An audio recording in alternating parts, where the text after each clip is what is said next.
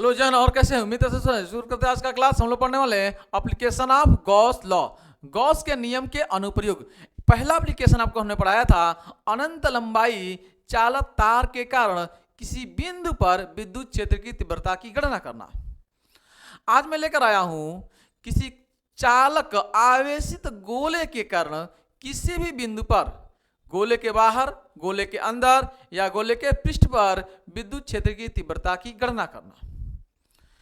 तो ये हमारे पास एक गोला है, इस पर प्लस क्यू आवेश दिया गया है। तो ये आवेश गोले के खास गुण होता है, चालक गोले का ये गुण होता है कि जैसे ही आप आवेश देंगे ये चालक पर आवेश इसके सतह पर एक समान रूप से वितरित हो जाएगा, फैल जाएगा। ये चालकों का गुण होता है। मान लीजिए गोले की त्रिज्या है r, गोले को प्लस क्यू आवेश दिया गया है, तो ये आवेश एक समान रूप से गोले पर वितरित हो जाता है। हम निम्न स्थितियों पर यहाँ पे विद्युत क्षेत्र की तीव्रता की गणना करेंगे। इस बात को हम नोट किए हैं कि माना एक r त्रिज्या के चालक गोले को प्लस क्यू आवेश दिया गया है। यह आवेश प्लस क्यू आवेश गोले के बाहर सतह पर एक समान रूप से वितरित हो जाता है, यानी फैल जाता है। हमें चालक आवेशित गोले के कारण निम्न स्थितियों पर विद्युत क्षेत्र की तीव्रता की गणना करनी है। पहला कंडीशन, गोले के बाहर किसी बिंदु पर विद्युत क्षेत्र की तीव्रता की गणना करना। आइए नोट करते हैं। पॉइंट है, गोले के बाहर किसी बिंदु पर विद्युत क्षेत्र की तीव्रता की गणना करना। मान लीजिए गोले के बाहर वह बिंदु P है जिसकी दूरी है r दूरी पर बिंदु P पर विद्युत क्षेत्र की तीव्रता की हमें गणना करनी है। इसके लिए सर्वप्रथम हम क्या करेंगे, बिंदु P से होकर जाने वाला एक गॉसियन काल्पनिक पृष्ठ बनाते हैं।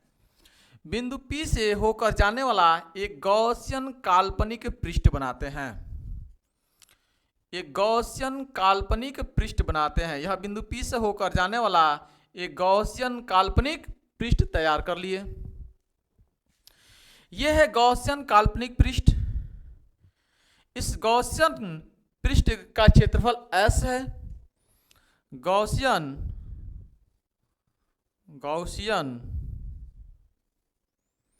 पृष्ठ का क्षेत्रफल जो है वह है आपके पास S। सरफेस कितना है? S है। मान लीजिए बिंदु P पर हमें विद्युत क्षेत्र की तीव्रता ज्ञात करनी है, तो बिंदु P पर हम लेंगे एक अल्पांश क्षेत्रफल ds, एक अल्पांश क्षेत्रफल लेंगे हम ds, और बिंदु P पर हम एरिया जब वेक्टर देखेंगे तो एरिया वेक्टर जो ds होगा ठीक इसके लंबवत होगा, dx एरिया वेक्टर। और विद्युत क्षेत्र की तीव्रता चूंकि प्लस क्यू आवेश है, इस पर हमने प्लस क्यू आवेश दे रखा है, तो प्लस क्यू आवेश से विद्युत बल रेखाएं बाहर की तरफ निकलेंगी। तो ये विद्युत बल रेखाएं बाहर की तरफ निकलेंगी तो विद्युत क्षेत्र की तीव्रता भी इसी डायरेक्शन में होगी। और ds अल्पांश क्षेत्रफल का जो एरिया वेक्टर है वो भी बाहर की तरफ होगा, दोनों एक ही डायरेक्शन में होंगे, यानी थीटा की वैल्यू यहां पे 0 होगी। तो परिभाषा से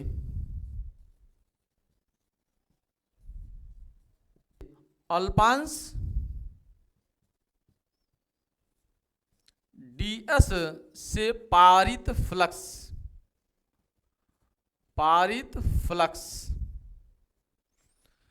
d फाई हो जाएगा आपके पास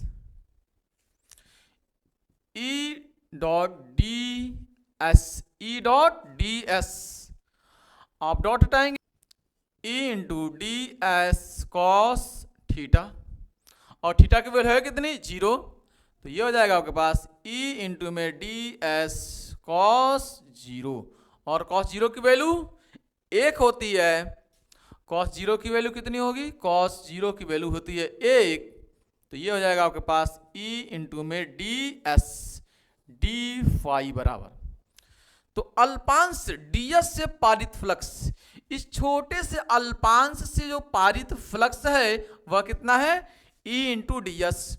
ऐसे ही छोटे से अल्पांश यहां पर लेंगे हम इससे पारित फ्लक्स, यहाँ पे अल्पांश लेंगे इससे पारित फ्लक्स, यहाँ पे अल्पांश लेंगे इससे पारित फ्लक्स। तो छोटे छोटे अल्पांशों से पारित फ्लक्स हम निकालेंगे और इस तरह से पूरे पृष्ठ से पारित फ्लक्स की हम गणना कर लेंगे। तो पूरे के लिए हम क्या कर देंगे, समाकलन कर देंगे। तो पूरे पृष्ठ से पारित फ्लक्स, आइए आगे देख लेते हैं। पूरे पृष्ठ से पारित फ्लक्स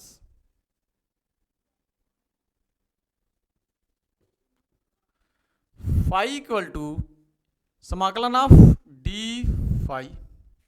तो फाई इक्वल टू हो जाएगा समाकलन ऑफ डी फाई की वैल्यू है ई इंटू में डी एस। तो ई बाहर आ जाएगा यहां से, क्योंकि ई पृष्ठ क्या है, सममित पृष्ठ है, तो दूरी समान है, इसलिए विद्युत क्षेत्र की तीव्रता भी हर जगह समान होगी। यह हो जाएगा डी एस। डी एस का समाकलन करेंगे तो सिर्फ कितना आएगा, सिर्फ आएगा निकल कर एस, और एस की वैल्यू है कितनी, 4 पाई।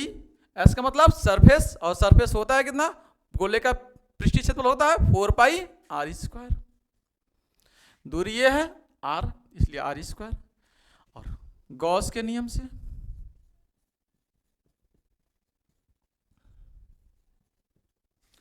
ये समीकरण 1 कर लीजिए आप। फाई इक्वल टू में होता है क्यू अपान एप्सिलॉन नॉट। समीकरण नंबर 2 से यहां पे देख लेते हैं।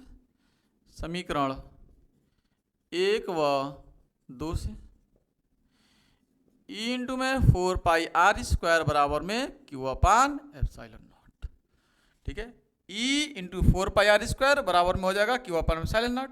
दोनों फाई की वैल्यू है, तो ई बराबर हो जाएगा आपके पास, हो जाएगा 1 अपान 4 पाई एप्सिलॉन नॉट इंटू में क्यू अपान आर स्क्वायर।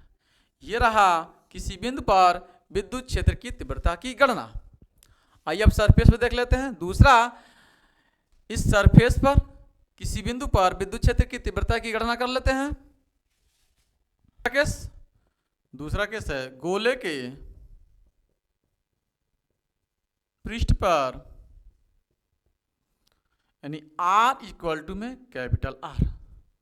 तब हो जाएगा आपके पास E बराबर, इस स्मॉल r के जगह पे सिर्फ कैपिटल R पुट कर दीजिए, बाकी डेरिवेशन सब वही रहेगा। तो 1 अपान 4 पाई एप्सिलॉन नॉट इंटू में क्यू अपान आर स्क्वायर, ये निकल कर आएगा सरफेस पे। और गोले के अंदर की बात करें, अगर किसी बिंदु पर मान लीजिए बिंदु ए है, यहाँ पे तीव्रता चाहिए गोले के अंदर। तीसरा केस में गोले के अंदर अगर इनकी बात करें तो गोले के अंदर किसी प्रकार का कोई आवेश नहीं है, तो Q की वैल्यू यहाँ पे क्या है, 0 है। ठीक है, आप काल्पनिक पृष्ठ खींच लीजिए, ऐसे खींचेंगे, लेकिन अंदर कोई आवेश तो है नहीं, गोले के सतह पर आवेश फैला हुआ है, अंदर आवेश नहीं है, तो यहाँ से Q की वैल्यू 0 है। जब Q की वैल्यू 0 हो जाएगी तो फाई इक्वल टू होता है Q अपान एप्सिलॉन नॉट। तो फाई की वैल्यू यहाँ से, फाई की वैल्यू 0 हो जाएगी, फाई की वैल्यू 0 हो जाएगी तो E की वैल्यू 0 हो जाएगी। तो गोले के अंदर किसी भी प्रकार का कोई भी विद्युत क्षेत्र नहीं होता है। तो गोले के बाहर किसी बिंदु पर विद्युत क्षेत्र की तीव्रता, गोले के पृष्ठ पर विद्युत क्षेत्र की तीव्रता और गोले के अंदर विद्युत क्षेत्र की तीव्रता न्यूटन प्रति कूलम। ठीक है, तो यदि आप चैनल पर नए हो तो चैनल को सब्सक्राइब कर लीजिए, बेल आइकन को प्रेस कर लीजिए। पूरा का पूरा मैं फुल कोर्स करा रहा हूं, पूरा मैं न्यूमेरिकल कराने वाला हूं। Thanks for watching this video. जय हिंद, जय भारत।